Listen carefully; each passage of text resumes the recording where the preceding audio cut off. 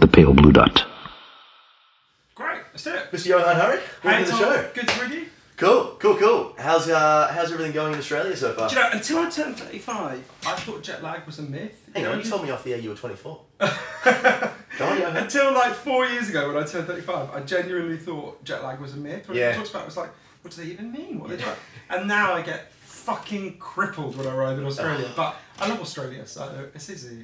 Australians make it easy to recover from jet lag. Oh, that's good. We have to do our thing for the world, I think, and if we can do one thing, it's helping the jet lag community. Exactly. It's shocking. Did you do anything to I don't know, like boost your energy levels in terms of that, like a cold shower in the morning or something, or?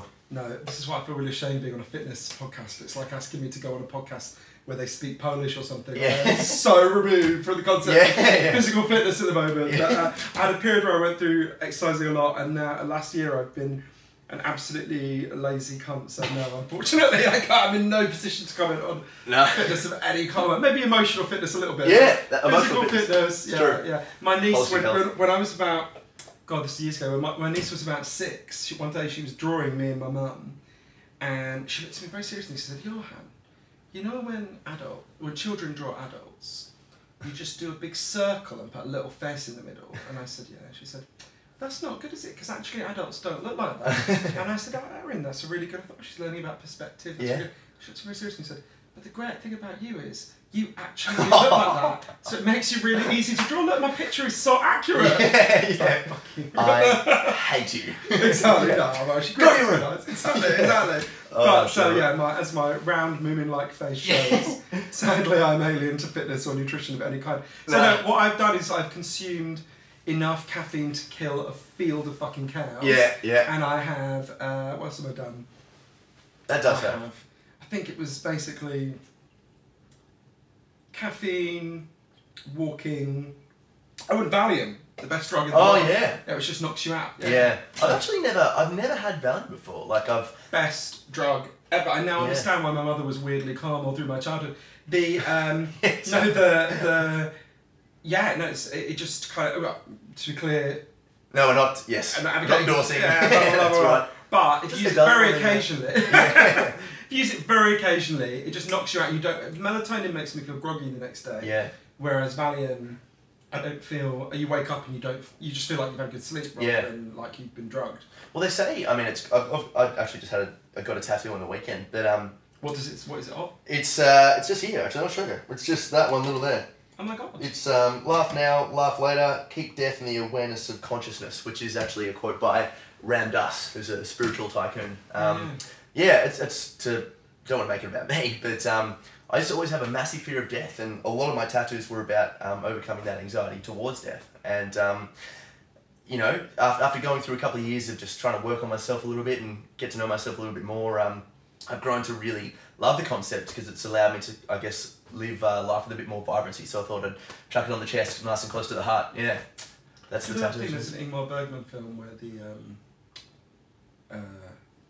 one of the characters says, "Death is like the black backing of a mirror without which we can see nothing." Mm. And I used to have a similar kind of fear of death. And the more it's kind of related to. I don't really write about it in the book. It's my most recent book, but. Yeah, it's something I thought about a lot as well. That's really interesting. Yeah. What was it specifically about death that, I guess, frightened you? Or it's the unknown, really, isn't it? For me, it was the uncertainty.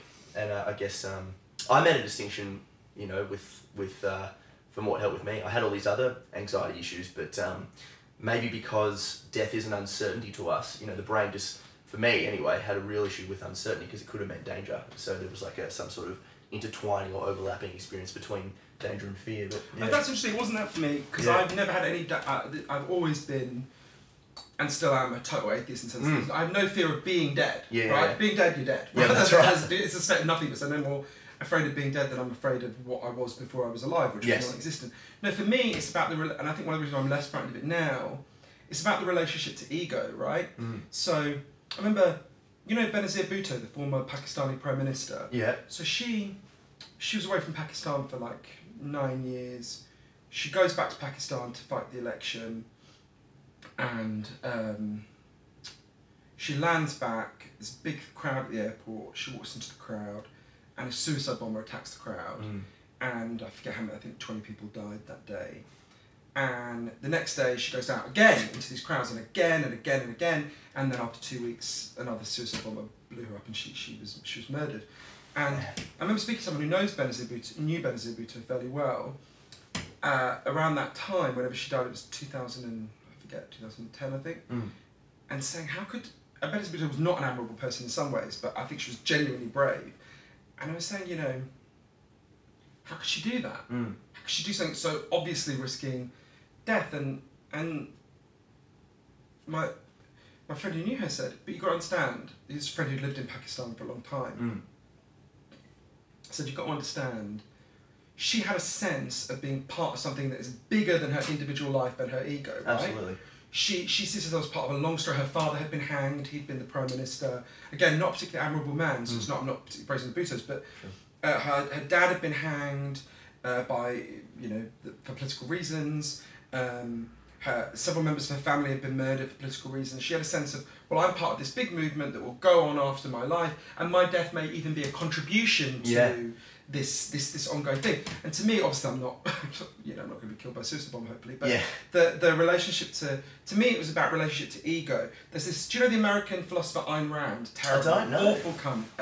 Massively praised by American right wingers. She wrote a book called The Virtue of Selfishness. Okay. She's like a big hero to people like a lot of Republicans.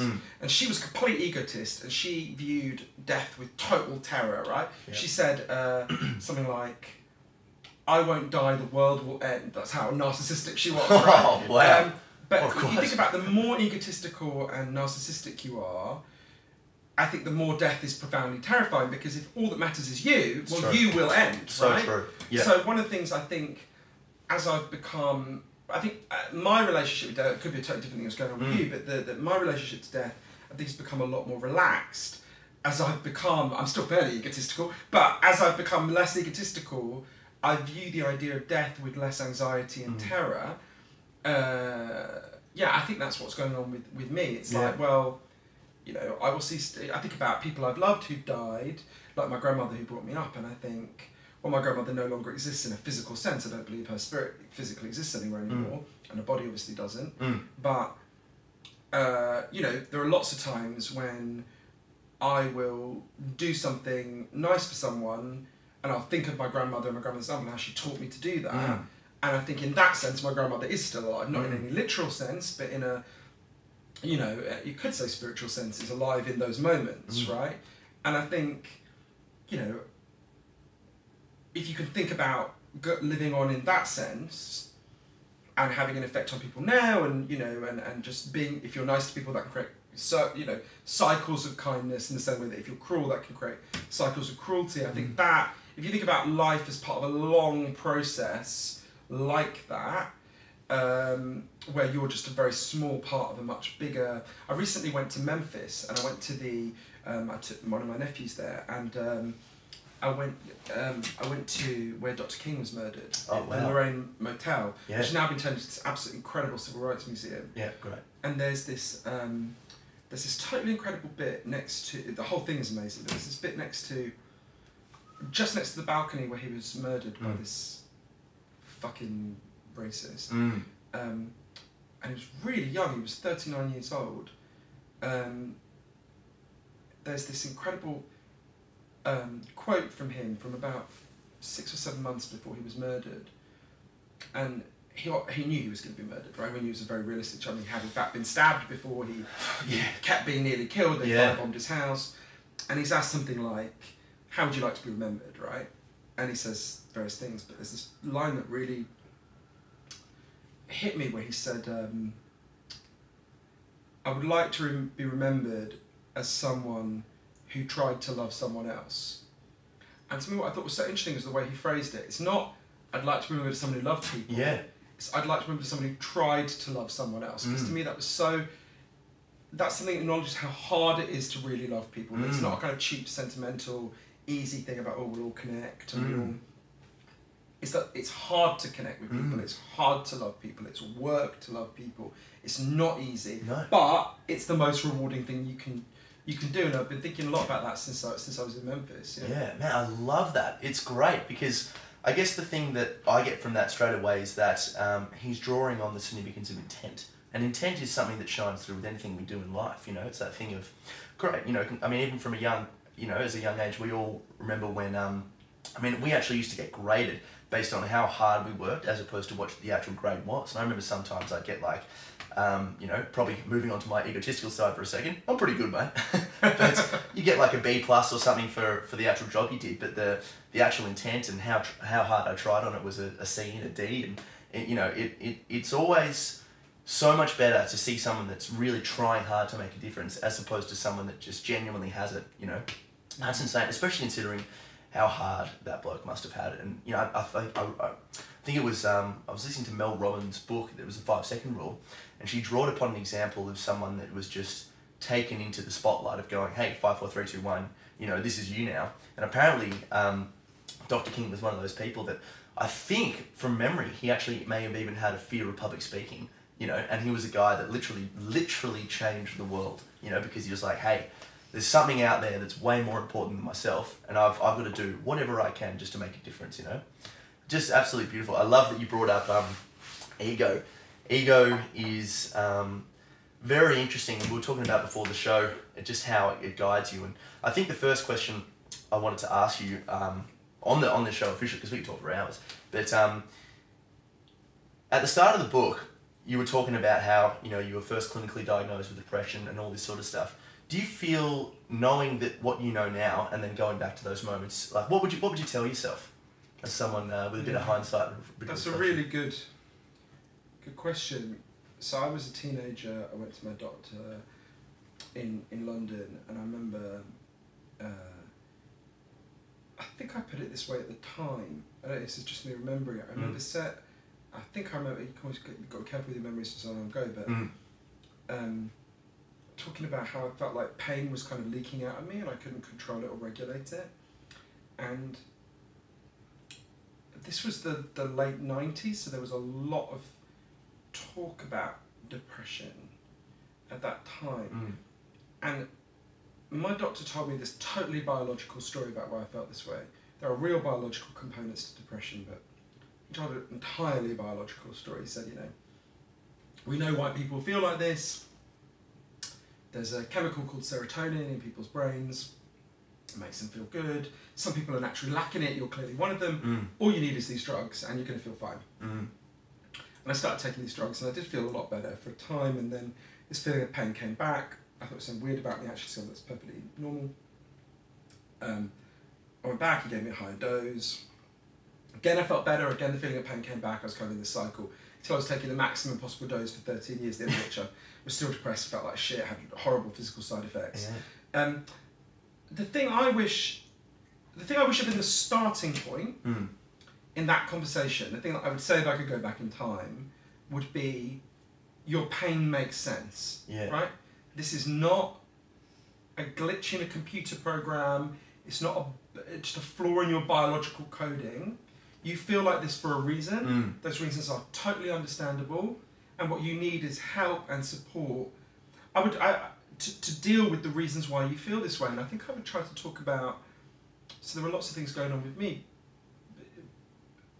But yeah, because if you start from that, because what my doctor was saying is basically, it doesn't mean anything that you feel this way, right? It's a signal, it's like you know, I remember, obviously I spent a lot of my time in the US, although as you can tell from my weird down to down voice, I'm British, but I remember, good show, mate. Good show. I remember when I first went to the US in my early 20s, I remember really clearly an American friend of mine, who I'm still friends with, eating, and an American friend of mine giving me an indigestion pill, which doesn't exist do they exist in Australia? I don't know. I've never, I mean, we have probiotics and things. Right.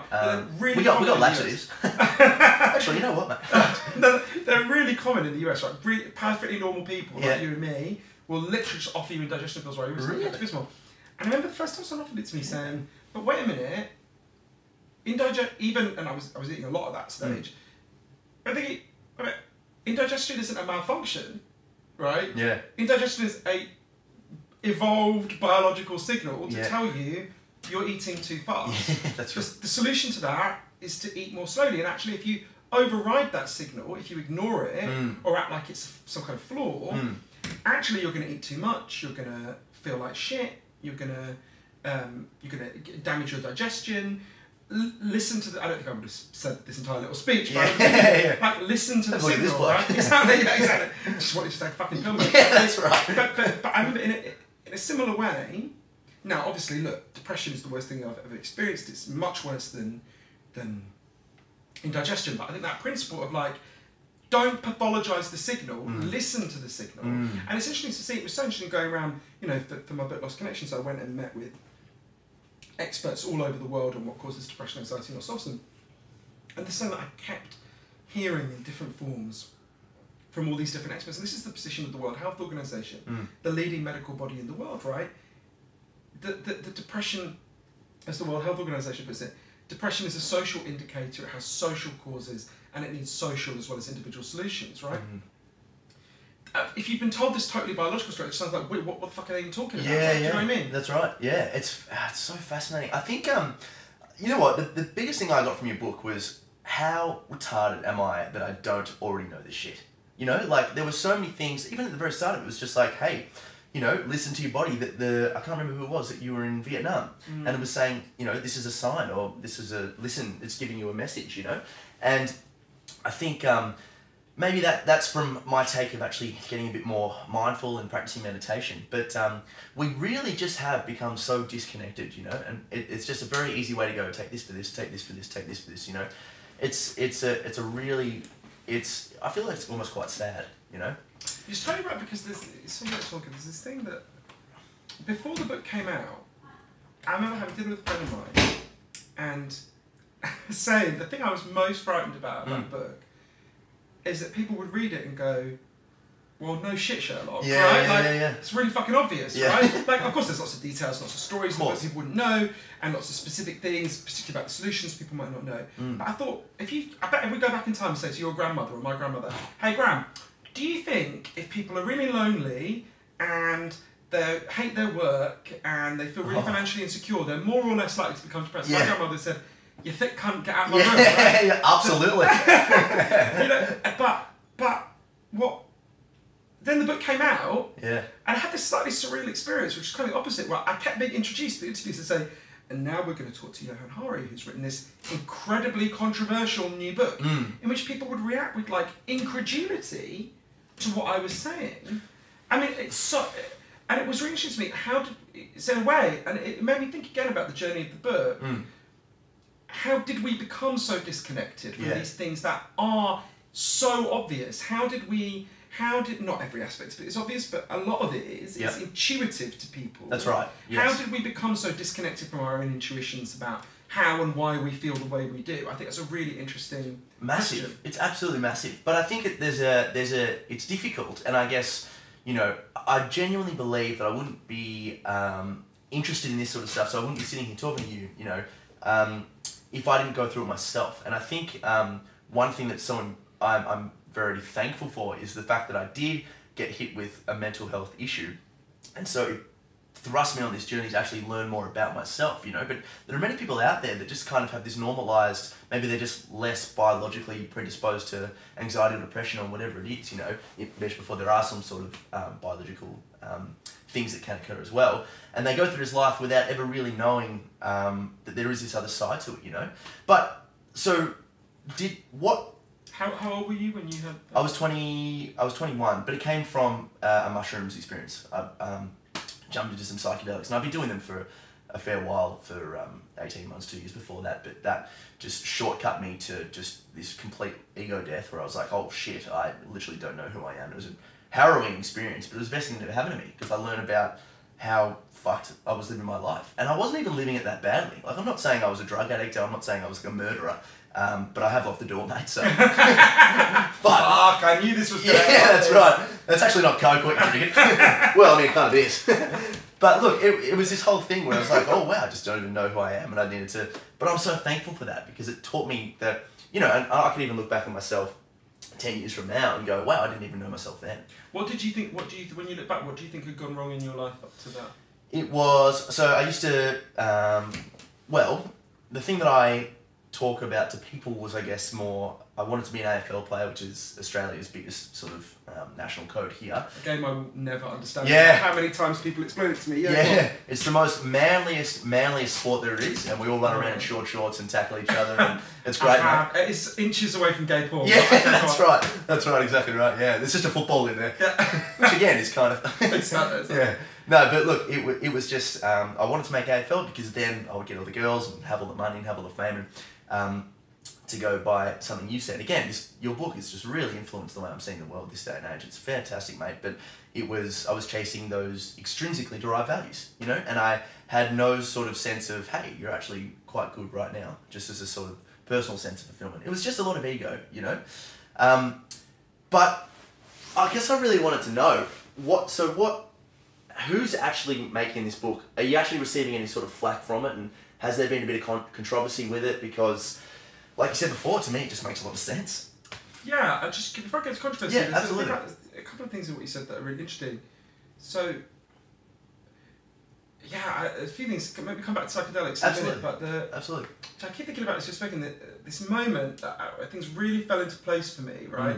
I was doing this research and it had been very, I really believed this simplistic biological story, right? Yeah. For all sorts of reasons that we can talk about, and I believed for a long time. And I remember I had this moment, I was learning all this stuff intellectually, and I was thinking, okay, this is, fuck, I can see bits of this are true. And there was this moment, I was with this, I went to interview a South African psychiatrist called Derek Summerfield, he's a great guy. And so Derek was in Cambodia in 2001 when they first introduced chemical antidepressants in that country. And to the people there, I mean, obviously, available all over the world. Yeah. Before then. And the local Cambodian doctors didn't know what they were. So Derek explained, and they said to him, oh, we don't need them, we've already got antidepressants. And he was like, well, what do you mean? He thought they were going to talk about like herbal remedy, like ginkgo biloba or something. Instead, they told him a story. There was a farmer in their community who one day stood on a landmine and got his leg blown off. So they gave him an artificial limb. They're good at that in Cambodia, I've seen that myself. And he goes back to work in the fields. But apparently it's really fucking painful to work underwater when you've got an artificial limb, which I suppose makes sense. Yeah. Imagine it was pretty traumatic to go back in the place where you've been blown up. Absolutely. The guy starts to cry all day, refuses to get out of bed, classic depression, right? So they said to him, so we gave him an antidepressant, and Derek's like, well, what? They explained that they went and sat with him. They listened to him. They realised that his pain made sense, right? Exactly what we're talking about. They figured if they bought him a cow, he could become a dairy farmer. He wouldn't be in this position that was fucking him up, right? So they bought him a cow. Within a couple of weeks, his crying stopped. Within a month, his depression was gone, right? And they said to Derek, so that cow, that was an antidepressant, right? Because if you've been raised to think about antidepressants the way we have, that sounds like a joke. Yeah. I went to my doctor for an antidepressant, he gave me a cow, yeah. right? Ate well for a night, that was it. But what those Cambodian, and obviously for some people the solution will be more complex, but what those Cambodian doctors knew intuitively is what the World Health Organization has been trying to tell us for years, right? If you're depressed, if you're anxious, you're not crazy, you're not a machine with broken parts, you're a human being with unmet needs, right? And it totally fits what you're saying about wanting to be an AFL player in a different kind of way. Everyone knows they have natural physical needs, right? Yeah. Obviously, you need food, you need water, you need shelter, you need clean air. If I take them away from you, you'd be fucked really quickly, Absolutely. Right? Yeah. It's equally strong evidence that human beings have natural psychological needs, right? You need to feel you belong. You need to feel your life has meaning and purpose. You need to feel that people see you and value you. You need to feel you've got a future that makes sense. And if you become, if you become cut off from those things, I'm really glad to be alive today. Our culture has lots of good things about it, lots of good things. But we've been getting less and less good at meeting these deep underlying psychological needs for people. It's not the only thing that's going on, but I think it's the reason why the crisis is increasing. And it's been increasing. I'm 39 years old. Every year I've been alive, depression and anxiety have increased. And I think that totally relates to, if you think about, so often, so sometimes some of the pushback I get is people will say, this can't be, in fact I had someone saying to me the other day, someone I know and like, I've been an Australian I've known for a long time, saying, this can't be right because I've got everything, he didn't put it quite like this, but he said, I've got everything you need to be happy, I've got all this stuff you're talking about and I feel like shit, right? And I said, well, what have you got? It's interesting how he worded that. I've got everything you would need. Exactly, that distance, everything that I've been told, right, that's implicit in what you said. Yeah. And I said, well, tell me what you've got that makes us. He said, well, I've got a hot wife, I've got, you know, I earn whatever, how much money it was. Yeah. And I said, well, wait. Where did you get the idea that that is what you need? That's right. You know, it makes me think about it. I had a breakthrough when I was thinking about this for the book, where, because I was asking lots of questions, what about people who have good lives, you know? And someone said to me, I'm trying to remember who it was, someone said to me, read feminist books from the 50s and 60s, right? And one of the things that happens in a lot of those books, like The Feminine Mystique by Betty Friedan, is women in the 50s would go to their doctor and say, doctor, there's something really fucking wrong with me. They would have said their nerves, they wouldn't have said fucking in the 50s either. Yeah. Something wrong with my nerves, right? They should have their nerves, they're not their brain, because people talked about it a bit differently. Yeah. But it was something wrong with my nerves because I've got everything I could possibly want. I've got a husband who doesn't beat me, I've got a washing machine, I've got 2 kids, I've got a car, and I feel like shit, right? And what a lot of doctors said is, you're right, there's something wrong with your nerves, here's a prescription for Valium, here's a prescription for whatever, Valium, the best drug in the world. Yeah, that's right, yeah. Definitely an endorsement. Exactly, full endorsement. But now if we could go back in time and talk to this woman, we'd say, well look, you've got everything you could possibly want by the standards of the culture. Standards of the culture are just wrong. You need more than that. And I think about an AFL player, I'm sure, we think about this crisis in lots of young men, particularly in Australia, the suicide rate for young men is off the scale, right? These young men, I think about this, have you read much about this young guy in Toronto who drove the car into these people like about 3 weeks ago? No. So he's part of this, it's this devastatingly awful, he's part of, initially they thought he was like a jihadi, he wasn't at all. He's part of this movement called incels, who call themselves like involuntary celibates. They're basically men who hate women and can't get laid. Probably because they hate women. Yeah. Go figure. Yeah. So I've been reading a little bit about them, not much, but you think about these kind of all sorts of things that have been happening with masculinity. You think about an AFL player would be like, I'm guessing, I'm not an Australian obviously, but a paragon of masculinity. That's right. That's right. Yep. Absolutely. And you think about, and I'm sure there are loads of brilliant things about being an AFL player, and particularly if you love the game and you love the, you know, all of that. I'm not dissing for a minute being an AFL player, but you think about so much of what we're craved to long for is the external stuff, right? So I think about, and it reminds me to come back to psychedelics because it's really relevant to this as well, but I think about one of the hardest causes of depression and anxiety that I learned about for the book. I talk about the 9 causes in Lost Connections, but there were 2 I found really hard to learn, but one of the hardest ones I found to learn, really hard to learn about, was this thing that I could talk about, this disconnection from meaningful values, right?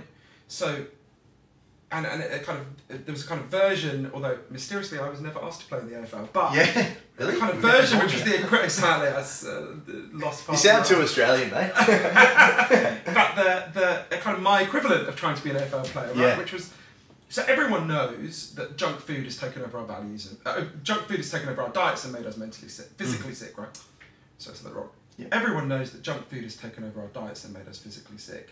But one thing that's so interesting is that there's a kind of equivalent, learning the evidence, that our kind of junk values have taken over our minds and made us mentally sick. I learned about it from an amazing man called Professor Tim Kasser, who's shown that the more you think life is about how you look to other people, about money and status, the more likely you are to become depressed and anxious by a really significant amount, right?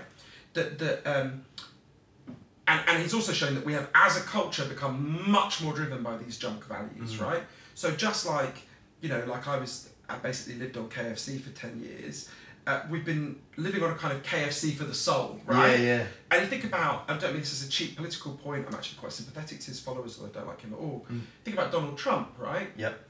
So Donald Trump is someone who is totally driven by these external values, right? He lives in a golden tower with a wife he clearly doesn't like, but loves the external appearance of.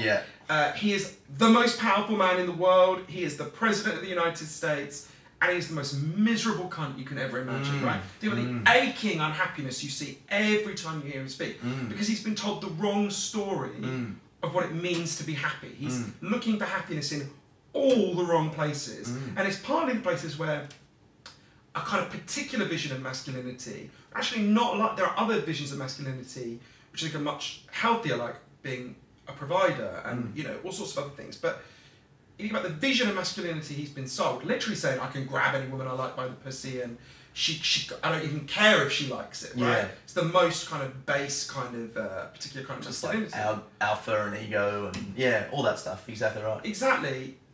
it's not a coincidence he's the most powerful person in the world, right?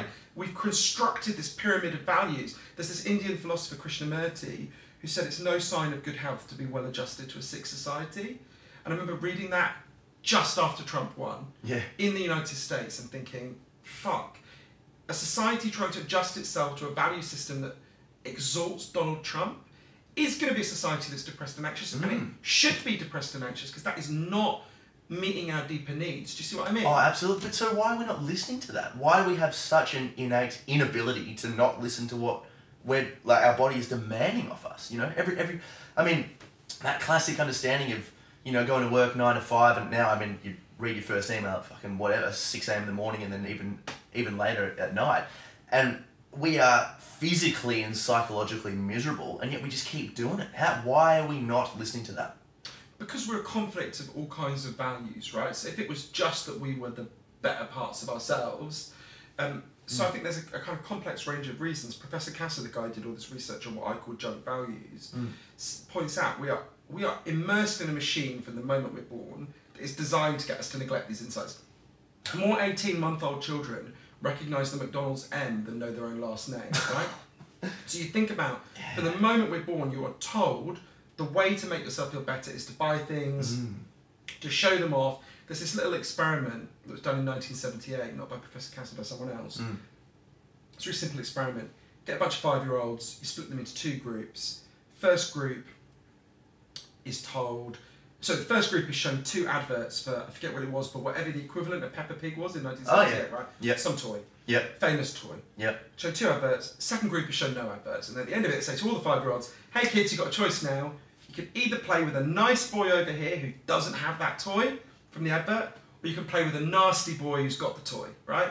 And the kids who haven't seen the adverts choose the nice boy, and the kids who have seen the adverts choose the cunt with the toy, right? Yeah, of course. And you think about, as a culture, we are all being primed to make that second choice, right? Think about, there's this clip of Melania Trump in 2009, not to harp on about the Trumps, but and they're an extreme example, but this clip of Melania Trump in 2009, when she goes to speak at NYU in New York to the students. I can't imagine why, but anyway, and she's asked by one of the students, would you have married Donald Trump if he wasn't rich? And she says, do you think he would have married me if I wasn't beautiful? Wow. Think about what that reveals about their relationship, right? That means she knows if she gets fat, fucking over. That's right. He knows if he loses his status, it's over. You think about, that's a good illustration of how these junk values make us more depressed. Isn't it? That's going to create an insecure relationship, which is very different to, I'm guessing, Barack and Michelle Obama, whatever you think of their politics, and I'm much more sympathetic than the Trumps, but I still have some criticism of them. I'm sure would say, well, I'd love her even if she became obese and was burned in a fire, and she'd say, I'd love Barack even if he was homeless. Yeah. You can see how that would be a more secure relationship. Now, we've all become much more, I mean, we're not, Donald and Melania Trump are an extreme example, but the culture has become much more like Melania and Donald Trump, Massively. right? And there's these insecurities that run throughout the culture, which are making us feel, the construction of this machinery to make us feel this way, an economy that's built around saying, you're not good enough unless you buy X. It's right? so true. So true. Every I mean, just on your point, it's straight into my head. Every ad campaign you see, you know, it's like, I mean, I was just driving past a little billboard that said, celebrate Mother's Day in the right way, you know?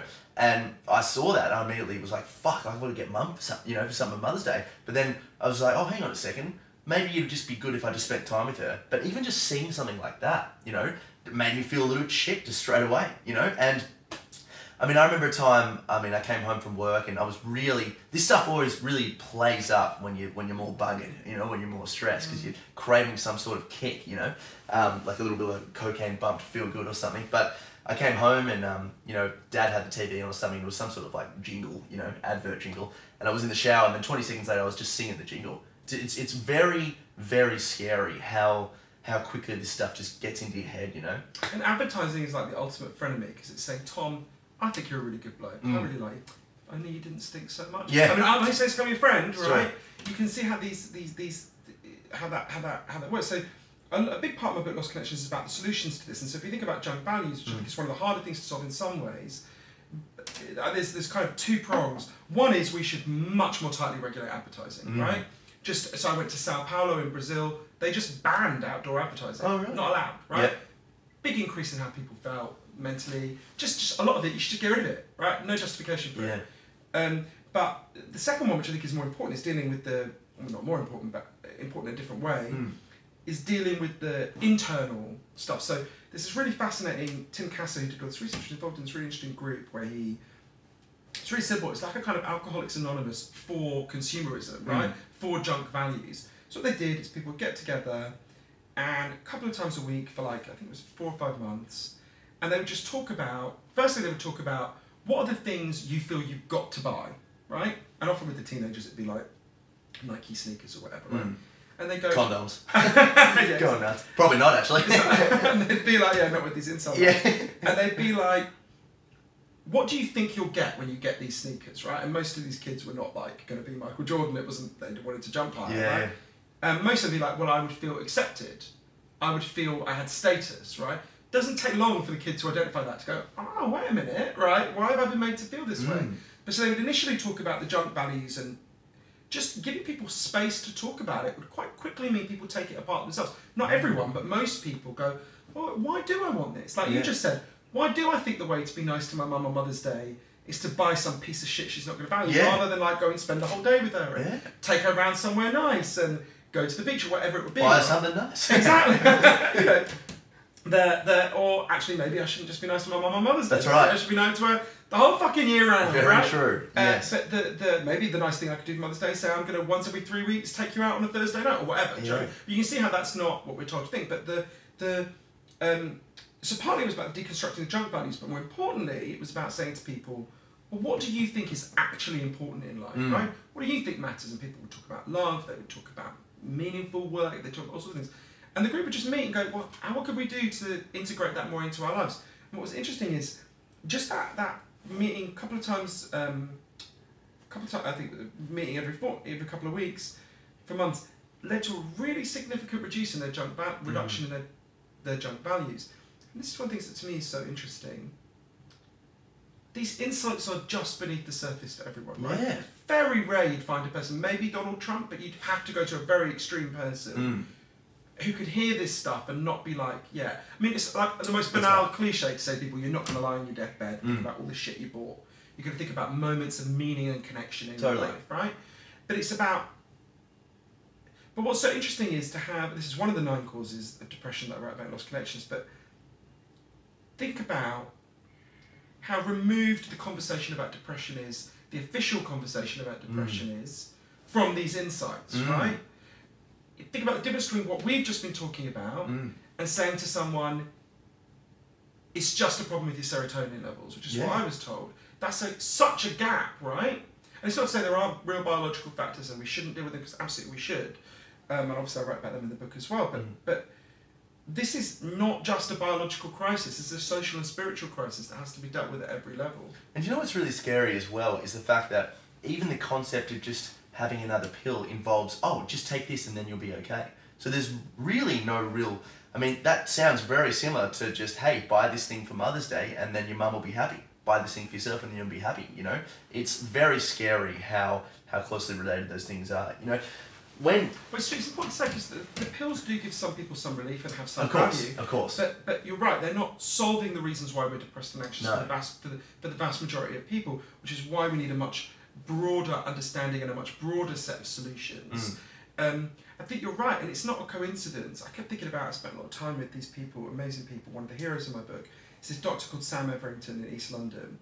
It's from a poor part of East London where I lived for a long time. And Sam was really uncomfortable. He's a GP, had loads of people coming to him with depression and anxiety. It's really uncomfortable because, you know, like me, he's not opposed to chemical antidepressants, but you could see they weren't solving the problem for most patients. You could see they were depressed for perfectly fucking understandable reasons. He decided to pioneer this different approach. So one day, a woman came to him called Lisa Cunningham, who'd been shut away in her home, who I got to know quite well. She was shut away in her home with crippling depression and anxiety for 7 years. And Sam said to her, I'm going to keep prescribing these drugs if you want, but I'm also going to prescribe something else. I'm going to prescribe you to take part in a group. There was an area behind the doctor's surgery, it was known as Dog Shit Alley, which tells you where it was. It backs onto a park. Sam said to Lisa, don't worry, I'm going to carry on giving you these drugs. I'm also going to prescribe something else. I'm going to prescribe you to take part in a group, right? So he said, what I want you to do is turn up a couple of times a week with a group of other depressed and anxious people. I'll come and support you, and we're going to turn Dog Shit Alley into something nice, right? First time they met, Lisa was literally physically sick with anxiety, right? But a few things happened. The first thing was she realised they had something to talk about that wasn't how shit they felt, right? They decided they were going to learn gardening. They started to get their fingers in the soil. They started to learn the rhythms of the seasons, right? There's a lot of evidence that exposure to the natural world is a really powerful antidepressant. Another thing that happened is they started to form a tribe, they started to form a group, they started to look after each other, they started to solve each other's problems. The way Lisa put it to me, as the garden began to bloom, we began to bloom. There's a study in Norway of a very similar program found it was more than twice as effective as chemical antidepressants. I think for an obvious reason, right? It's dealing with some of the reasons why they felt so shit in the first place. Now you think about, and I don't want to over-explain it with reference to Big Pharma and the pharmaceutical companies, because lots of things going on there, only one part of it. But as you were saying, what you said a minute ago, which I totally agree with, you know, there's a $10 billion industry to tell Lisa her problem is just a problem in her brain. And there's a $0 billion industry in telling her, you know, you might be helped by going to a gardening program where you make friends, right? Maybe not $0 billion, because maybe someone makes some money out of gardening, but it's very little money, right? And you see, that helps you to understand how we've ended up with such a distorted picture of the causes of depression. It's not the biological causes aren't real, they are. But it comes back to your question, how did we, question you asked much earlier, which is, how did we end up neglecting the things that are so intuitively obvious to us, right? It's partly because a separate story has been promoted to us, partly, not entirely, because a separate story has been promoted to us, and there's a kind of machinery to get us to neglect these deeper causes. Do you know what? This is, I don't mean this to sound controversial, but I just wonder if this is maybe the reason why, I mean, so when you said, you know, there's a $10 billion industry for the promotion of these things, you know, and that's in layman's terms, and then there's a $0 billion. I immediately put myself in this position where if I'm feeling so depressed, and I've had, I haven't had a clinical bout of depression, but I've had, you know, moments where the anxiety was so bad for so long that I just felt depressed. I felt like a sandbag on my head. Anyway, I feel like if I went to a doctor and they said, hey, you've got a serotonin bounce, that would kind of counterintuitively make me feel special. So then that's like a bit of an upper, because like, oh, it's just I've got a serotonin in, like, it would almost feel like a crutch to lean on. I feel like that kind of, I don't know, it just, when you're in that level of just deep darkness and sadness, you know, anything kind of feels like a kick. And if you say, hey, you're not like everybody else, you have a serotonin bounce, it's like, oh, I am different, I am special, like I am this sort of thing, you know? And I just felt like that kind of played into this egotistical mindset that I may have taken if I was in an element, and I have been. I don't know that, I'm not thinking quite that way. I don't think it's about specialness. I think it's about, as a culture, most people have been told one of two stories about depression. Either you're weak and you need to man up, even if you're a woman, or it's just a biological problem in your brain, right? And to me, I think of it kind of like an analogy. If you think about it in the 1870s, right? So you've had 2,000 years of gay people being persecuted. Then in the 1870s, you have this, for the first time, you have people who self-identify, what we would call gay people now, they call themselves Uranians in Germany, who start saying, well, I'm a Uranian, and they say, I'm not evil, I'm diseased, right? And you can see how, for that would have been liberating, right? I'd rather be diseased than evil. That's right. Now, I'm gay, if I said to you, I'm diseased, you'd be like, mate, why are you made to feel this way? I've got a pill, actually. You can see how that would have been initially a relief, but over time we realised, well, actually neither of these options are true. Gay people are neither evil nor diseased. You tell a story about gay people, but in a similar way, with depression, I say to people is, that choice you've been told, either you're weak or you've got just a biological illness, you're neither of those things, right? There's stress again, there's a real biological component, but actually, mostly, you're a person with unmet needs, right? And to me, that's actually more liberating, because it says to people, your pain makes sense, right?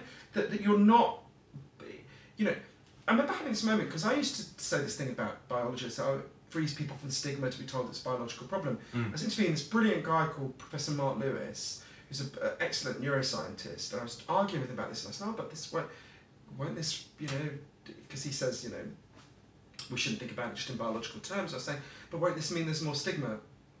He said to me, Johann, no one ever doubted that leprosy and AIDS were biological problems, right? You might have noticed there was a bit of stigma about those two. Right? I suddenly thought, oh yeah.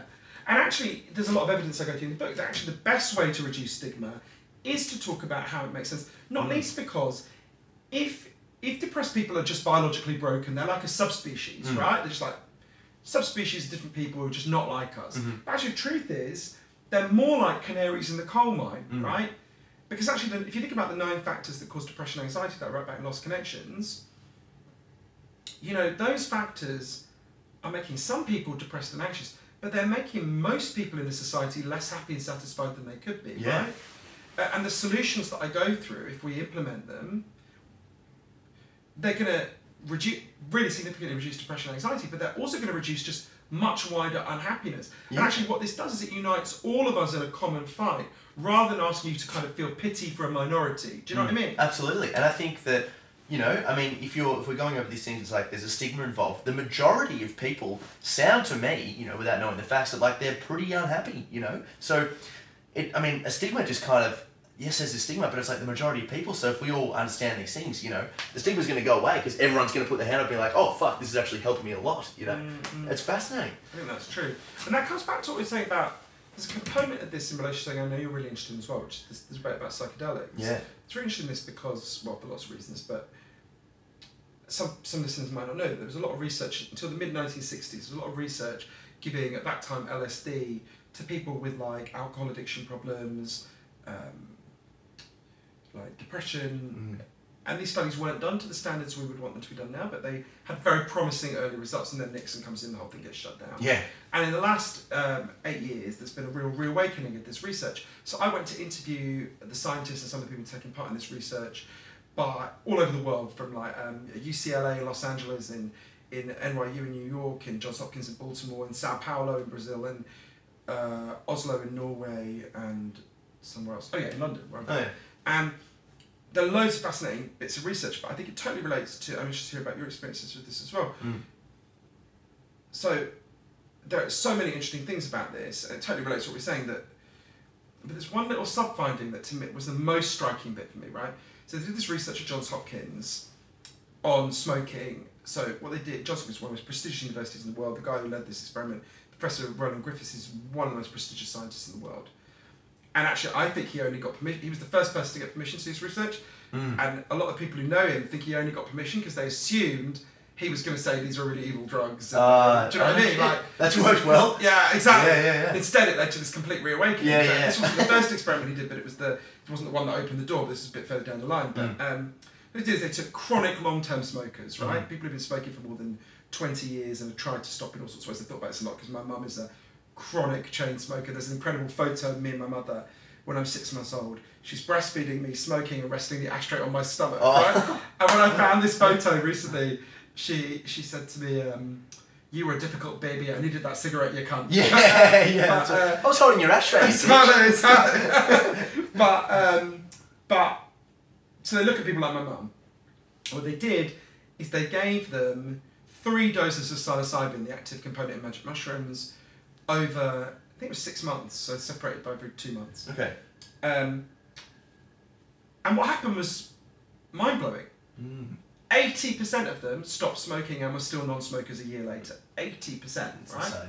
It's, to give you a comparison, the next most successful smoking cessation tool, which is nicotine patches, has a 17% success rate, 17%, right? Isn't that ridiculous? So they're like, what the fuck? Yeah. Anyway, they did lots of other research, but there's a little sub-finding of this research that I think is so interesting. So what they found was, when people take psychedelics, they generally have something akin to a spiritual experience. Right? I say this as an atheist, I don't mean it as a mystical experience of God or anything. For sure. So they generally feel radical, the kind of collapse in sense of ego, like you said, in your own experience, ego death, a profound sense of connection to the world around them. But what's interesting is, so there's a range of responses. So some people have an incredibly intense spiritual experience, and some people, a minority, have no spiritual experience at all. And what they found in this Johns Hopkins research was the positive effects like stopping smoking or reduction in depression correlate extremely closely with the intensity of the spiritual experience, right? So the people who had a really intense spiritual experience have loads of benefits. People who don't have a spiritual experience but have taken the drug don't have any benefits, right? So it's not like what the drug does is it flips the chemical switch in your brain and cure. We don't want to talk about it the simplistic way people used to talk about chemical antidepressants in the 90s. Yeah.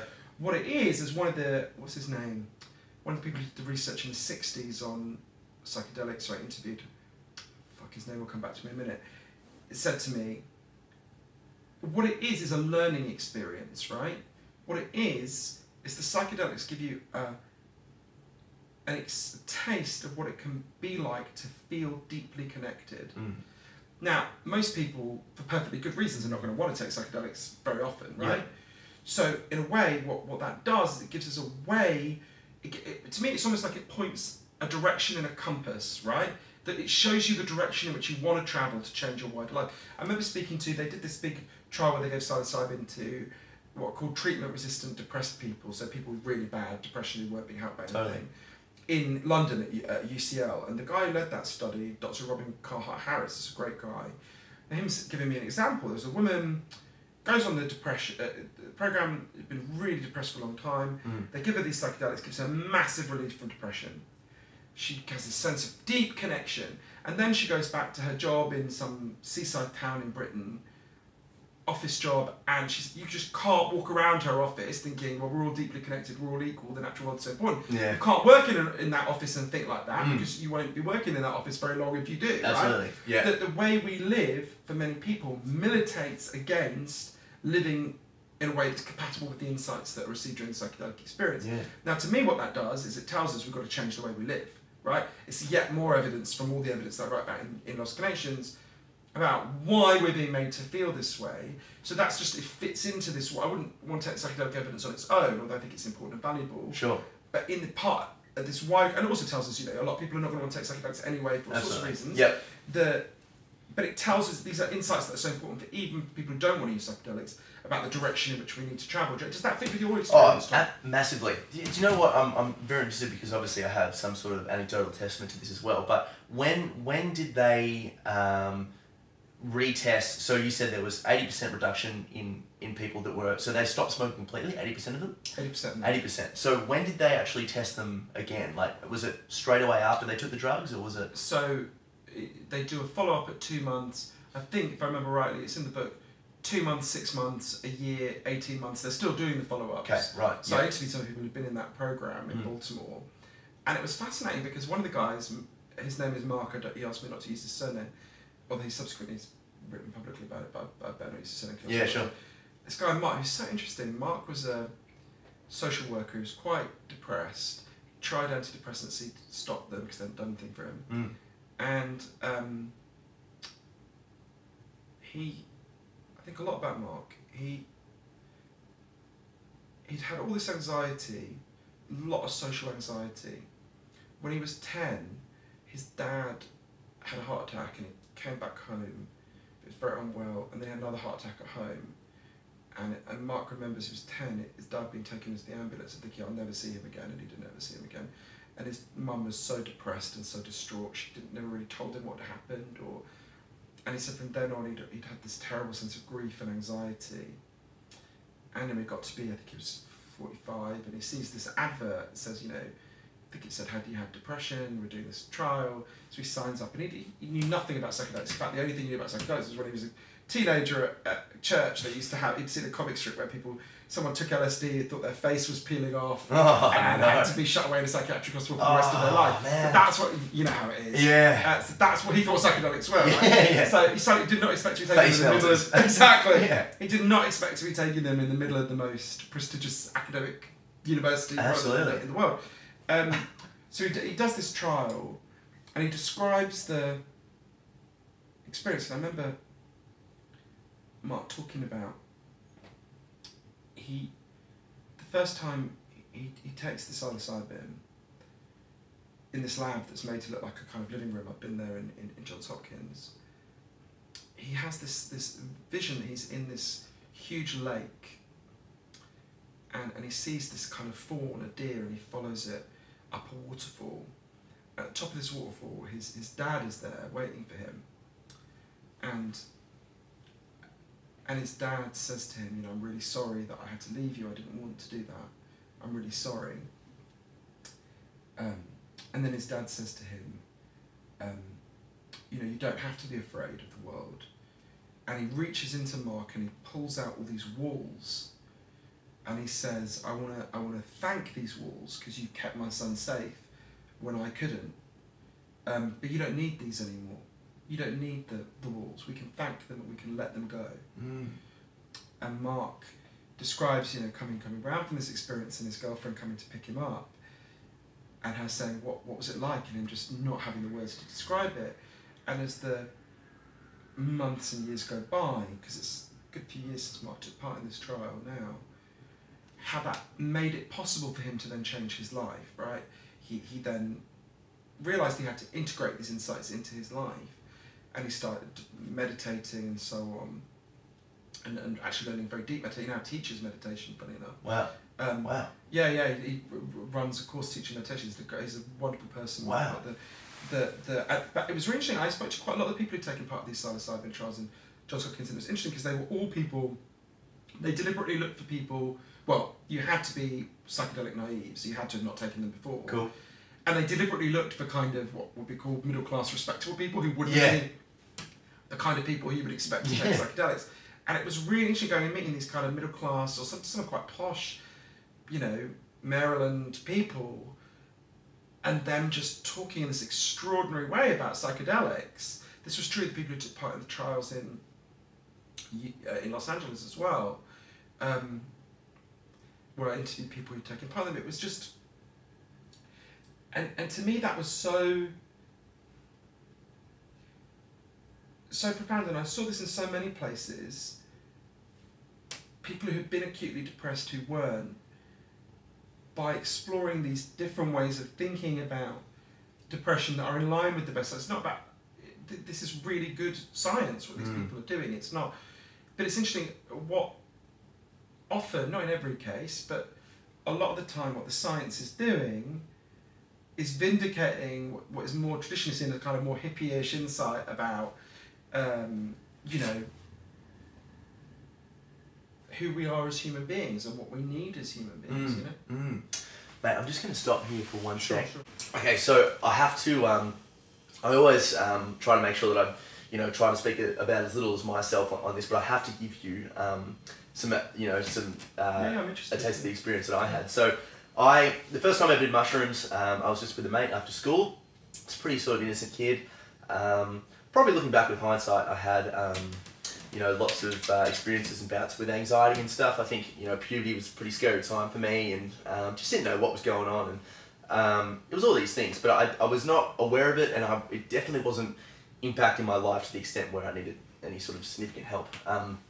But I had these mushrooms, mate, had them in a little bit of honey, and we went down. It was a shitty out, like real bad day, and it was just raining and pouring. We went down to this underpass of a freeway, and I kind of just laid on the ground there, and he was just kind of watching his hands. It was a really very nice setting, and about half an hour had gone by, and I started seeing like these vibrations in the top of the underpass, and they were never really you know, like hallucinations or anything. I mean, I wouldn't describe them like that, but it was just kind of I would see movement patterns, and then my imaginative mind would take that away. And I remember sort of just seeing squirrels and things and all that sort of stuff. But I would look at the grass, and I would look at the flowers, and they were just so beautiful. And I really felt, even at the time, I'd come to this sort of epiphany that I was never really seeing nature without my ego wall in, you know, there to put some sort of, I don't know, internal experience or external experience or what someone said about it and all this. You know, I was seeing it just for what it really was, and the colour was a lot greener. I remember walking over the top of the freeway on the overpass and having a look at the green through the middle and thinking, God, if I wasn't tripping, if I didn't know I was tripping right now, I'd probably just jump, because that looks like the most fluffiest grass I've ever seen. It was like this beautiful, not like, oh, I'm really fucking depressed. It was like, hey, I just want to be a part of this grass, you know? But I did shrooms on and off for a good couple of years, and then I had this experience on schoolies where the setting was off and all this sort of thing. And it was a harrowing experience. It was, my mate and I kind of figured it out, and it was, we probably reckon we had about 12 grams or something up into that area, and we didn't mean to. It was just a very potent dose. And it was terrible straight from the outset. Huge panic attacks. He was trying to vomit it up. I was getting ready to call the ambulance, and he was like, dude, like, threw the phone out of my hand. He was like, "We're just tripping, you just got to wait it out." And my letting go muscle was like so weak back then. You know, I had all these things, you know, once I make the AFL, you know, then I'll get all this. And I would lie a lot because I was dishonest with myself and dishonest with the people around me, and all these things. And so when I was taken into that dungeon of like, hey, there's nothing protecting you, you've got no wall protecting you from the reality of the world, I was freaking the fuck out. And everything I would see was really, really scary. And I remember I tried to like sleep it off. And I remember I was falling down this kind of, I called it Tron World. So have you seen the remake of the movie Tron? Yeah. You know, when he goes down the grid? Yeah. So I would picture myself falling, and I was just falling for like an eternity. At the very end, I hit the bottom of the ground of like this desolate sort of landscape. And I just remember like looking up, and it was really interesting that you said before about how Mark saw his father. But I was looking up and I saw my mum, and my mum was just doing this to me the whole time. She was doing that the whole time. And I remember I was like behind these bars. My mum was just so disappointed in me, you know. My mum listens to the show actually, so I love you very much, Mum. She's going to reveal to you that she was actually standing there. She was following you around that day, right? That's right. There was no hallucinations. Yeah. So they were actually just shiitake mushrooms, you know. But they were fine. You know, but she was doing this to me like really aggressively, and it's only with now. Actually with a few MDMA experiences and meditating a lot more that I see back that moment. And it wasn't actually, because I took it initially as a, oh, you know, Mum's so disappointed in me and I'm taking drugs and I'm like, you know, trying to chase girls up at schoolies, which is like a end of year 12 party, and I'm doing all these things. But she wasn't disappointed in me in, well, I guess what my subconscious was telling me. She wasn't disappointed in the fact that I was doing all these things. She was disappointed maybe in the sense that I wasn't living life to my authentic self. And the reason why I really wanted to know when they retested the smokers who'd come across is because that experience augmented my anxiety levels to the point of panic for years and years and years. I had panic attacks and high anxiety for up until literally about a year ago. But it unraveled all these things in my life that I guess I had to start to deal with. And now I can look back on it and go, it was the best thing that ever happened to me. But it definitely was by no means an immediate change, you know? It was something that I really had to work on. But it was just how fascinating. That's so interesting because that's one of the... There's a kind of sub-finding in all of this research about what called bad trips. Yeah. Which are really interesting. And so about 25% of people have some aspect of negative response in these clinical trials. And these clinical trials are designed to maximise the positive response. So that's quite high, right? Yeah, yeah. Obviously, this doesn't mean 25% have a consistently terrible experience, but it means have at least some moments of panic or discomfort. And part of that, so there's lots of things that were said about bad trips that turned out not to be kind of myths, like in the 60s they said people would stare at the sun until they went blind. I think that was not true. Yeah. But there's a lot of stuff about bad trips that is true, which I think is really interesting and worth thinking about. I think exactly in relation to your experience, which is partly, this is why I couldn't meditate for a long time. The experience of lowering your ego is not an unequivocally positive experience, particularly if you are very defended against the world, right? We have ego walls for a reason, right? Think about Mark. Mark builds up these ego walls to protect himself because he's got a father who died, he's got a mother who's really depressed and can't look after him, and he has to defend himself from the world, right? And one of the interesting things about psychedelics is you see people, when you look at people in that situation, you see why we have egos, right? You need an ego, right? An individual in the throes of psychedelic experience is pretty defenseless. You wouldn't just leave them on their own, right? No way. So you need an ego. I mean, you can see you need ego walls that are strong enough to protect you. Like if you look at little babies will often punch themselves accidentally punch themselves and cry because they don't yet know the bodies of their... Just little babies. Exactly. They don't yet know the limits of the self, right? The physical limits of the self, or even the psychological limits of the self. They don't know they're a different thing to their mother, for example. But over time, you develop that sense of ego. which you need, right? So that's why I'm not hitting myself in the face even as I wave my hands back in a slightly annoying way. In a similar way, you need psychological boundaries, but there's a danger if they become so thick that you end up isolating yourself and being cut off from the world.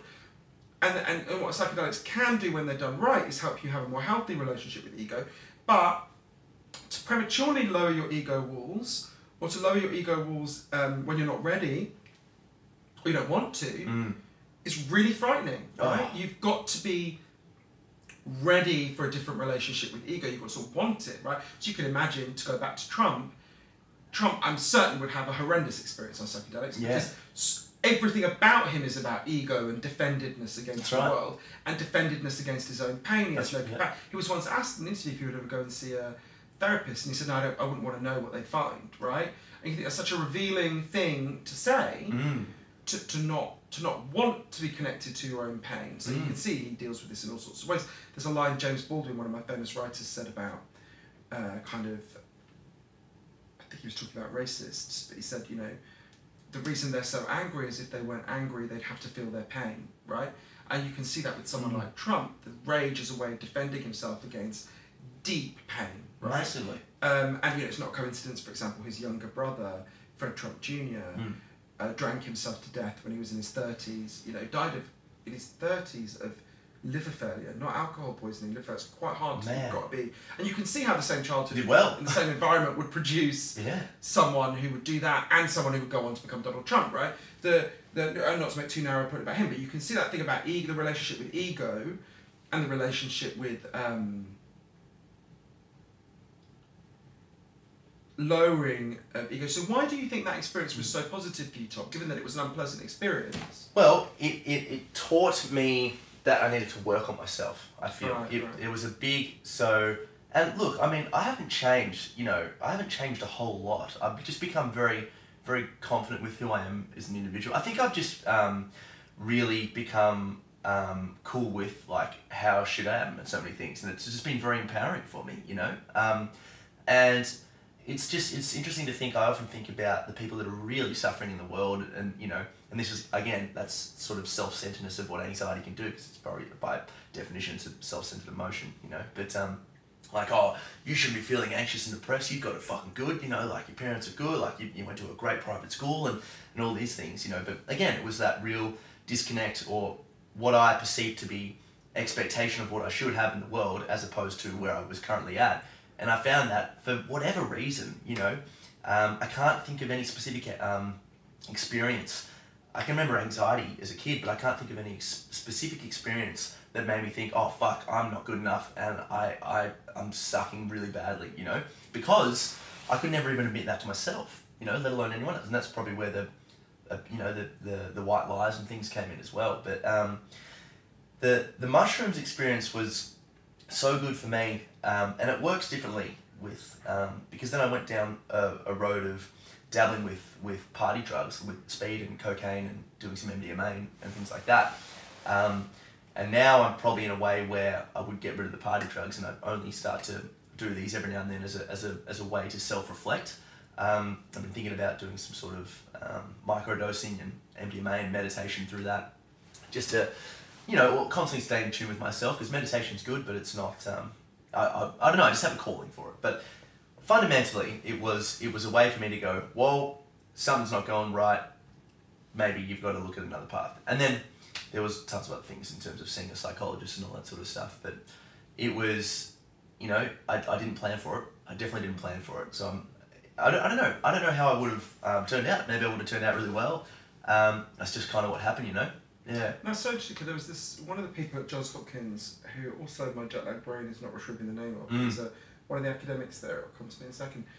He had this really interesting, he said one of the roles of psychedelics and meditation is to break our addiction to ourselves, which I thought was a really interesting way of putting it. Break our addiction to the self. He said that was the thing. And this is one of the interesting things, he did this really interesting research with deep meditators, and they give deep meditators psychedelics, and what they found was it's much less of a leap for deep meditators, the psychedelic experience, than it is for people who've never meditated, right? that what the deep meditators would often say, and these were really deep meditators, people who've been meditating for 20 years, had gone on months-long retreats, so really hardcore. Yeah, they're killing it. Yep. And they often said that what psychedelics resembled was something that they would get at the peak of meditation, right? There's something about these two techniques that is very similar. Bill Richards, one of the academics at Johns Hopkins, said to me, if meditation is the beginner's slope on the ski slope, psychedelics are like the fucking Olympic whatever that thing is. Yeah, Olympic skis. I should know about this because my dad's from a ski place, but in the Swiss mountains. But my dad used to ski to school. But did he really? Yeah. Jesus. We'll get on to that in a second. Yeah, a little mountain in Switzerland. Yeah. But, whilst taking mushrooms. Exactly. Well, no, my dad would benefit from it, but wouldn't do it. I don't know why I wonder if my dad would do it. But anyway, so you can see this relationship to psychedelics and meditation, I think, is a really interesting one. Massively, yeah. And really important. And this is a lot of the people who did the program at Johns Hopkins then went on to, I think almost everyone I spoke to about the program then learned a program of meditation. It inspired them to do that. Most of them were kind of people who wouldn't, and most of the people who wouldn't even go and buy illegal psychedelics, they were quite kind of law-abiding. So you're a meditator now? Yeah. Yep. Yeah. Is that an everyday thing? No. Yep. I need to go back to. I'm about to do this mad thing where I'm going away for I've booked this beach house in the US, and I'm gonna have 3 months where I have no internet and no smartphone. Oh, dude. Oh. It's funny. People are either reacting with a mixture of envy or absolute horror and fear for me, right? Like. So anyway, I'm gonna do it every day while I'm there. I'm gonna start because I've gotten a bit physically unhealthy because I've just been just doing a bit promotional around the world. You just can't really. Oh, you can't do anything. But I've got a yoga teacher and a Pilates teacher. I'm gonna fucking. Man, that's great. Yeah. So I'm gonna start doing it again then. But the particular kind of meditation that interested me is this meditation that's taught by my friend Rachel Schubert, who's a kind of meditation coach in the US. It's called loving kindness meditation. It's really interesting because I think sometimes the way meditation is talked about, something's gone wrong with meditation when Rupert Murdoch is telling you on Twitter that he started doing it, right? Yeah, that's right. It's like, something's gone wrong in this debate. Yeah. And very just take this pill.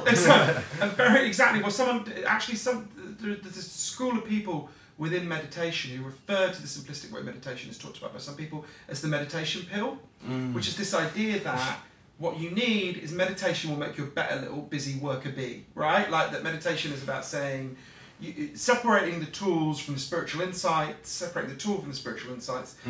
Buddhism or the wider Eastern tradition, and just saying, oh, you feel fuzzy-headed because you're doing this pointless, stressful job. Yeah. Well, just do this tool and then you'll be even more efficient at your pointless, stressful job. Yeah, that's right. And that's not, I think, a useful way of thinking about meditation, right? No. I'm not against it. If some people want to do it, of course, do whatever you want to do. But that, to me, is not the value of the insight. The value of the insight is the deeper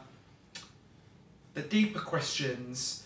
And so loving kindness meditation is a particularly interesting kind of meditation that really helped me, and it relates to how we get out of this machine that we were talking about in terms of appetizing and so on. So I noticed, I'm talking to my friend Rachel who taught me this, I was feeling a lot of envy. And I don't like feeling envy. Well, no one likes feeling envy. It's a horrible feeling. No. Carrie Fisher said this great, who played Princess Leia. Yeah. This great, sadly died recently. She said this great line, envy is like drinking a cup of poison and waiting for the other person to die. Which is totally brilliant. It just corrodes you. It's spot on. Doesn't harm the other person, corrodes you. Yeah. So it's massively helped me in reducing feelings of envy. The way it works is loving kindness meditation. So you start and you picture somebody you love, and you picture something good happening for them, and you try to feel the joy and happiness you would feel for them. Easy, right? Doesn't take a lot of effort. Yeah. Then you picture someone you like but don't love. You try to picture something nice happening for them, and you try to feel joy for them, right? Again, it's not that hard. Then you picture someone you really don't know very well. So I pictured there's a Donald Trump? No. Could you do a loving kindness meditation? Well, this comes as we can come to this. This is a good example. I'm not with Trump, but you could do. So that I picture there's a when I'm in London, which is about half the year, I live on a street, but there's a little shop at the end of it, and there's a guy who works in the shop there who's perfectly pleasant. I smile at him, he smiles at me. I don't know his name. Probably never know his name. I picture him, right? Yeah, sweet. I picture something nice happening for him. I try to feel joy for him. Again, I can do it. And then you picture someone you slightly dislike. You try to say nice something for them, and you try to genuinely feel joy for them. And then you pick, this is where Trump could come in, then you pick someone you really don't like, someone you really dislike as a person. Yeah. Or someone you really envy. I don't envy Trump at all, but and then you try to picture something good happening for them, and you try to imagine feeling happy for them, right? And try to feel joy for them. And there's interesting research on this technique, sympathetic joy and loving kindness meditation, that show that over time they do reduce envy, and they do actually reduce what are called pro-social behaviours like helping people. And they reduce, which we know from wider evidence reduces depression and anxiety. So to me, that's the technique of meditation. The stuff that's just about hearing your thought, I can't do that. Yeah. I'm too, I grew up in a quite violent environment. My way of coping with that kind of violence and aggression and madness was to be constantly mentally active. Yeah. So to me, to say clear your head actually increases depression and anxiety. It's awful. I don't like that. But stuff that has a positive content, that does help, so that stuff like loving kindness meditation. So yeah, I do that. I used to have a very stressful, manic job where I was constantly kind of broadcasting, constant social media. It's a fucking rest of it. Well, now, recently in London, I bumped into someone I knew back then who's a kind of social media star and a nice person.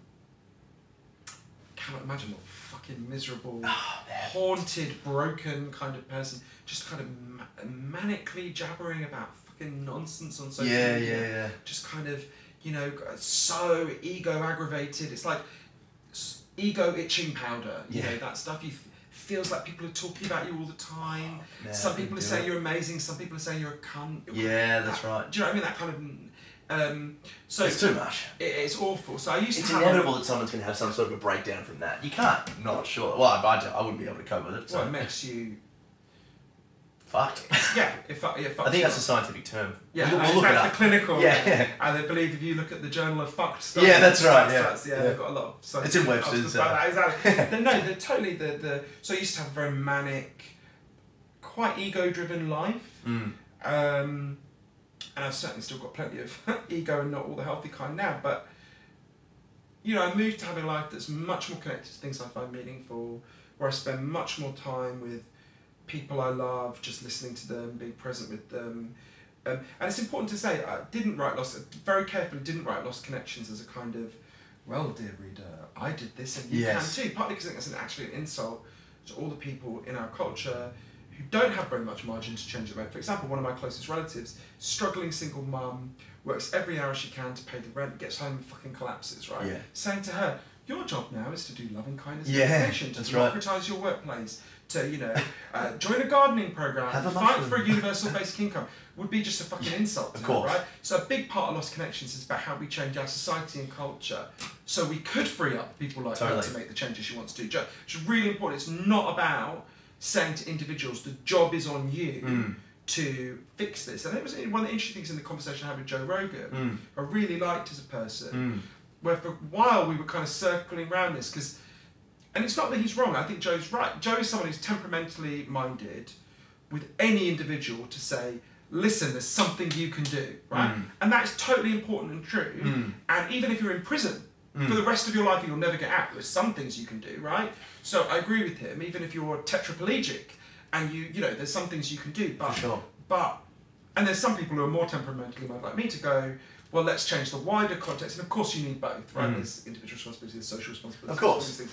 But it was interesting because for a while we were kind of circling around each other, which was I think was a problem on my part of communicating it, which is about saying, talking about social causes is not refuting individual responsibility, it's just that we need to talk about all these things, and the individual can exercise their responsibility in a context, right? In a social context, in an environment, that the individual can't be separated from the environment.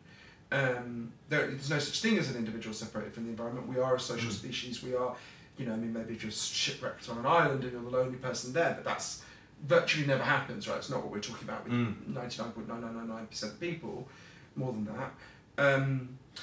This is a really interesting point that I want to discuss. That's actually one of the questions that I was thinking, asking you, because there are certain things that make us feel shit based on societal circumstances and all these sort of things.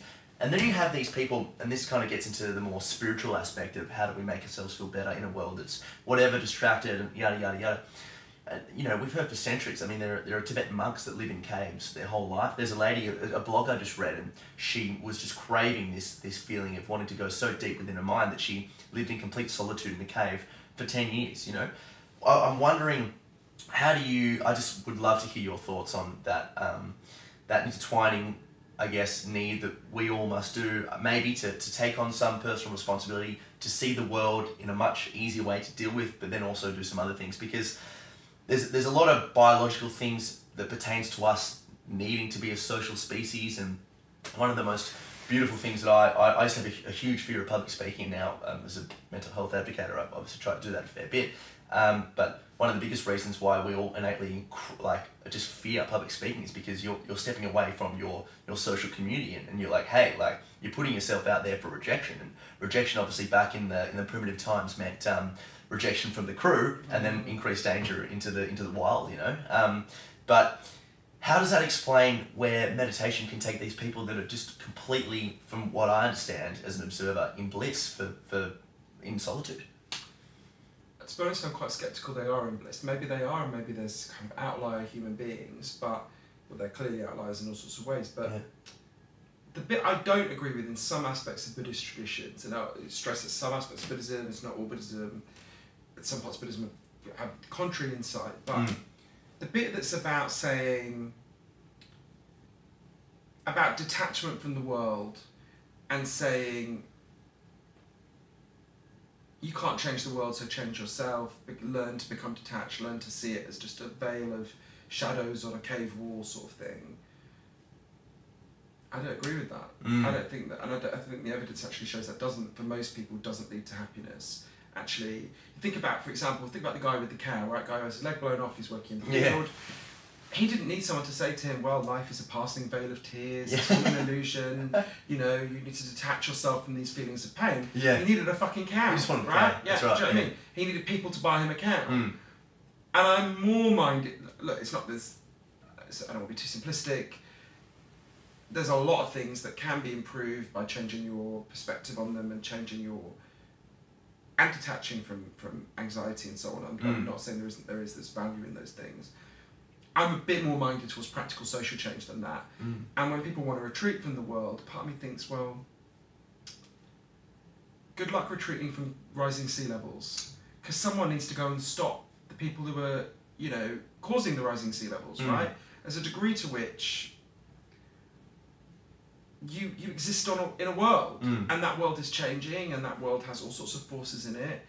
And you can, it's like there's a book called, I really like this, a writer wrote about this, there's a book called No Impact Man, about a guy who tried to live for a year, I haven't read it, guy who tried to live for a year with no carbon emissions at all.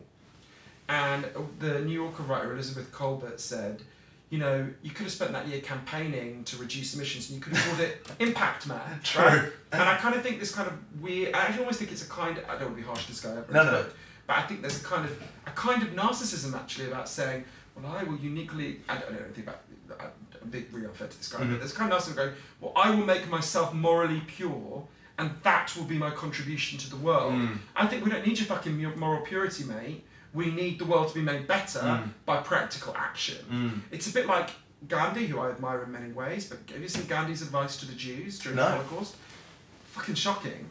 I might be getting some of the context wrong, but I think a Jewish guy writes to him during the Holocaust and says, what should we do? That might not be how we get it, but the advice is definitely right. Gandhi said they should all commit suicide because that would morally blackmail the Germans, it would make them feel bad, and then they would feel, and no, they didn't need the Jews to kill themselves. In fact, that would have delighted the Nazis. That's what they were aiming for. Totally. What they needed was someone to go and intervene in the fucking horrifying situation and stop the Nazis. And I do think this kind of, the kind of make yourself pure and that's the way to make change. I'm quite allergic to purity politics. No one's pure, you're never going to be pure. No. We're all messy, compromised individuals, and what you want to be is part of the mess and the compromise, making the world better, not exempting yourself from the mess and going to a cave to have your lovely blissful. I don't believe it will be blissful. But maybe I'm wrong. Maybe there will be some people who experience it. Depends what's in the cave. That's true. A cow, a couple of pills, you know. Exactly, perfect. Exactly. Good for TV. Psilocybin, a cow, and a Netflix subscription. You're laughing. Exactly. And a copy of my book. Yeah, that's right. Yeah, just Audible. Yeah, that's exactly. Right. Me on Audible on a loop. Just all the time. Exactly. Jeez, even when you sleep. Exactly. Exactly. Perfect. So here's what I think about that. I'm just interested to hear your thoughts. I guess this is probably going to sound a little bit woo-woo, but it's from my experiences, I guess, with the psilocybin and some the MDMA and stuff as well. But I kind of feel like if we are spirit beings in a human shell, because I take on that spiritual aspect, it really helped me coming from having this OCD fear of you know, I would burn in hell for the afterlife, and then OCD having to pick up rubbish all the time to prove to God I was a good Samaritan. Swung the pendulum. The only content that I was obsessed with was Richard Dawkins, Sam Harris, you know, Matt Dillahunty, just frothing on, hating, like, you know, aggressive atheists, like, much more probably, what's the word I'm looking for, you know, not as healthy as probably the way you see atheism, but it was what I came to realise was that was actually just a suppression of fear that I still had for the afterlife, you know, and then coming a little bit more to terms with myself and not taking on any sort of religiously institutionalized version of spirituality, but just something, the connection I have with, you know, I'm not the most important thing, and it could be something out there, whatever it is. But the way I see it is, if we are these spirit beings in a human shell, we're put on, we're each 7.5 billion of us are put on this earth to try to make it, to leave it in a better way than we found it. You know, we have a responsibility to laugh and have fun and interact with people, and I think what really helps me is I try to always connect with myself as best I can, and like it's, you know, I'm nowhere near as good as the big dogs out there, but try to be a little bit more authentic, I guess, every day, so that then I can feed my ego in a way that's actually going to do right by the way that I was put here to do it. And that's something, I don't know what, I guess, experience, or if that just developed over time, but I guess if we don't have that, I feel that if we don't have some sort of connection to ourself, you know, it's just going to be hard to, you know, benefit others, you know? You're totally right. And Sam and Richard are both friends of mine, and I like and admire them very much, even when I don't. Oh, I love their stuff, by the way. Yeah. You're right, I've slightly shifted my perspective on this. I used to be quite, I'm still 100% atheist, there's no part of me that thinks there's actually literally a God or anything. Yeah. But I'm more inclined now, when confronted with religious people, to think about, well, what need is this meeting? Like, I spent a load of time with this Amish community for the book, for Lost Connections, and you know, Amish have the lowest level of depression in the United States. And you go there, I know there's a lot I disagree with about the Amish, a hell of a lot. You can see they got something we haven't got. Got a sense of, very deep sense of community, got very high equality, horrifying gender inequality, but within men and within women, the richest Amish man is as wealthy as the poorest Amish man, and the richest Amish woman is as wealthy as the poorest Amish woman. They've got a very deep sense of connection. I think that's true. I think it's also the other thing you said that's so important to me is humour, right? I just think, you know, I think almost more than, I think I'm most patriotic about as a British person is our sense of humour, right? It's one of the reasons I love Australia, is that I feel Australians have a very similar sense of humour, and I think that just, I have a, it's almost like, before almost anything else I believe in, I think I have a deep, it's the closest thing I have to religious sense, you should, life is really funny, you should laugh at it. And it breaks down the ego wall though. Like, totally. I love laughing with people because I feel so much more connected. Of course, and one of the things I really try to do when I meet people who have very big political differences from me, and I'm trying to talk to them, is try to find something we both find funny and laugh at. Because there's something about, once you've done that, it completely changes the nature of the conversation. Once you've laughed with someone, it's very hard to rage at them. Yeah. You know what I mean? And one of my heroes is Joan Rivers. Do you know the comedian? Oh, of course, absolutely. She's great. Yeah. You know, I still feel really sad that she died like 3-4 years ago now. I do remember Mum texting me actually about that. Yeah. Got it. One of my favourite things Joan Rivers ever said is, I'm getting some of the details wrong, but when she, you know Heidi Klum, the German model? Yeah. I'm aware. I think of her. yeah, I can imagine. You've looked at her in ways I have not. But so Heidi Klum, I think this is what happened. Heidi Klum's on the red carpet. And she says to Joan Rivers, you know, oh, I don't want, because Joan Rivers used to comment on dresses on the red carpet. She says, oh, I don't want to talk to you, you're going to say I look terrible. And Joan Rivers said, terrible? You look amazing. The last time a German was this hot, they were shoveling my cousin into an oven. I just think, what you have to do, what I love about Jo Rivers, her life is, if you've seen the documentary about her, A Piece of Work, no. I really recommend it. It's a fucking amazing documentary. Yeah. What she's a great example of is someone who turns pain into humour. That's right. Like her husband killed himself and in 1987, and very soon afterwards on stage she makes this joke. She goes on stage and says, I knew I shouldn't have taken that paper bag off my head while he was fucking me, right? And I just think you've got to have that capacity to turn, if you can turn your pain into humour, I mean, one of the, we were talking before about, your pain is a signal, it means something. One of the things pain can do is it can help us to understand other people's pain, and it can help us to find humour, right? I don't think it's a coincidence that the two groups who are famous for having the best sense of humour in the world, the Irish and the Jews, have probably the most horrific history in the world, right? It's not a coincidence, right? So I do think there's... I have a very deep belief in laughter and in finding things funny, and the things that connect us all as human beings are kind of ridiculous, and we are ridiculous creatures, and we are funny creatures, and we all stink and fail and fuck up, and I'm just a very strong believer in just engaging with people against that, rather than exactly goes back to this theme that we talk about all the way through. It's kind of ego way of thinking, which is so kind of... I mean, it's very interesting. James Comey, the former FBI director, in his new book, says he never once saw Trump laugh in all the time he worked with him. Really? And I think that's so revealing. And Trump doesn't ever laugh in public. He makes jokes about people. He's sometimes actually a bit funny. I don't think he's got no sense of humour, but it's always a kind of cruel jibe at someone else. Yeah. It's not...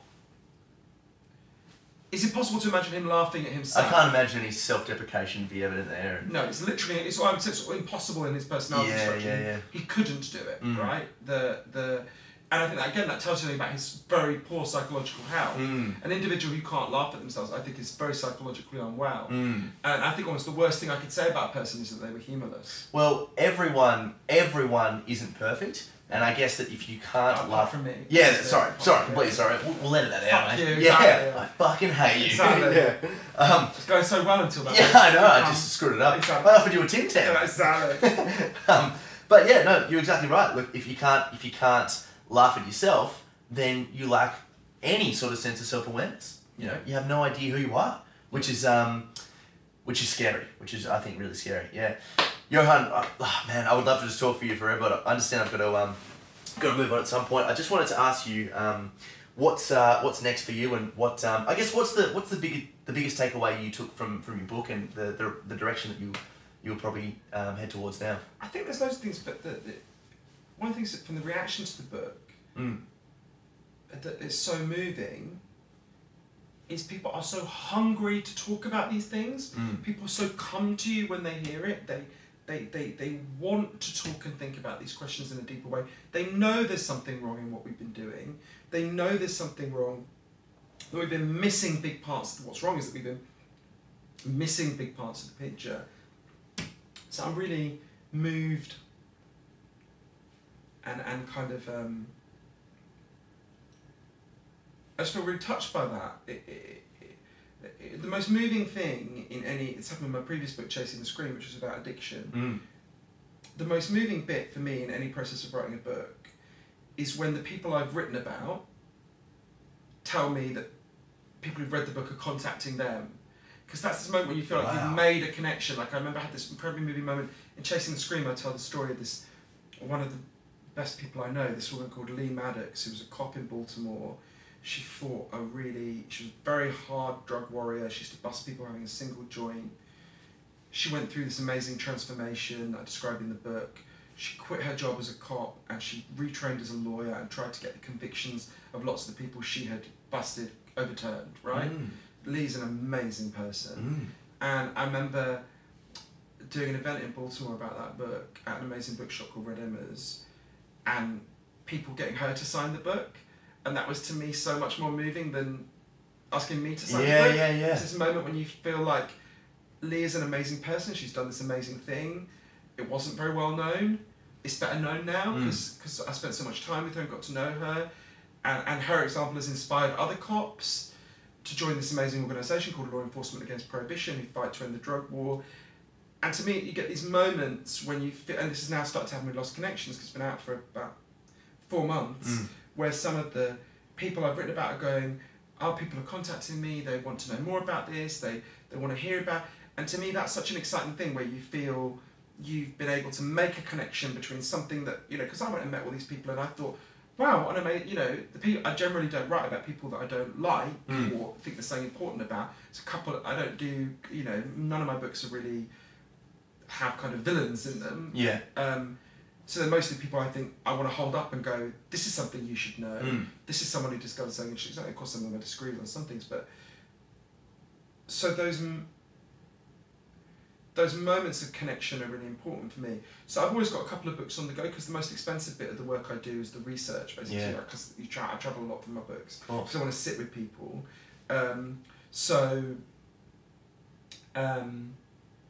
I'm writing a book about how people change. I'm really interested in that. I've been doing research on that for a few years.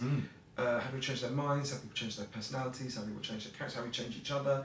I write a book about why we can't focus, problems with attention. And the long-term one is, there's an American intellectual called Noam Chomsky. He's an amazing man. Don't know, no. Yeah, he's an incredible person. I feel so dumb mentioning all these people. Do you know Donald Trump? Do you know Jesus Christ? Oh, now that bloke. I've heard of that one, yeah. He's back at home, actually. Exactly. Having a mushroom cap. Exactly. He's watching us now. That's right. No, there's this guy called Noam Chomsky. There's this amazing guy called Noam Chomsky who I've been writing a biography of for a while, but that'll take forever because his life is super complex. So I'm in this very lucky position where I can kind of take time to think about these things. And to me, the great kind of luxury of what I can do, and that to me, the value of books, right, in this culture where there's so much noise and so much screaming. The value of to me, when a book is valuable, it's when someone's been able to go, I went away and thought about this for a long time, and I met lots of people, and these are the deep thoughts I think are valuable. That's to me what value books, not the kind of, you know, Twitter screaming and all of that. Anyone can do that. You can, you know, if your depth is 280 characters or whatever it is, then you can say any old shit. That's right. You know, but to me that kind of depth and focus is the value of it. And so yes, I'm just in this really lucky position. I'm going to carry on doing those things. Right. I should say, because my publisher, my amazing publicist Hermione, who you met, tells me off if I don't say this. At the end, so I've got this kind of, alright, it's advertising spiel I meant to say. If you would like to know where you can buy the book, Lost Connections, Uncovering the Real Causes of Depression and the Unexpected Solutions, or the audio book, if you would like to know what a range of people have said about the book, from Joe Rogan to Russell Brand to Hillary Clinton to Elton John, or to the Sydney Morning Herald, if you would like to take a quiz to see how much you know about the causes of depression and anxiety, and if you would like to hear audio of lots of the people we've talked about, go to www.thelostconnections.com. It's not lostconnections.com because there's a fucking band called Lost Connections. Is it? That's classic. They haven't existed for ages, so, but they're very nice. And no disrespect to them, who own featuring all the the Big Pharma. Exactly. And what's the thing I meant to say? Oh yeah, people can also find out where they can follow me on Twitter, Facebook, and Instagram. Although I did an interview recently where at the end they said, "What's your Twitter? What's your Facebook? What's your Instagram?" And then they were like, "What's your Snapchat?" And I was like, I'm a 39-year-old man, right? The only 39-year-olds on Snapchat are certainly paedophiles, and they should be immediately arrested. Yeah, that's right. I'll go a long way to get my message out. I'm not fucking going on Snapchat, right? Like, life is, I will die one day, and I will never get back the time I spent on Snapchat. Yeah, exactly. Yeah, so you can find all that information. It's thelostconnections.com. Oh, Dude, cheers, Tom. Thank really you so enjoyed much, man. that. I loved it. It was great. Thanks very much. I really enjoyed it. Oh, it was just. Like I told you before, it was as soon as I heard you on Rogan, I was like, I've got to do it, and I just thank you so much for just emailing me straight back, man. It was awesome. So I really love it. Yeah. Cheers. That's a wrap.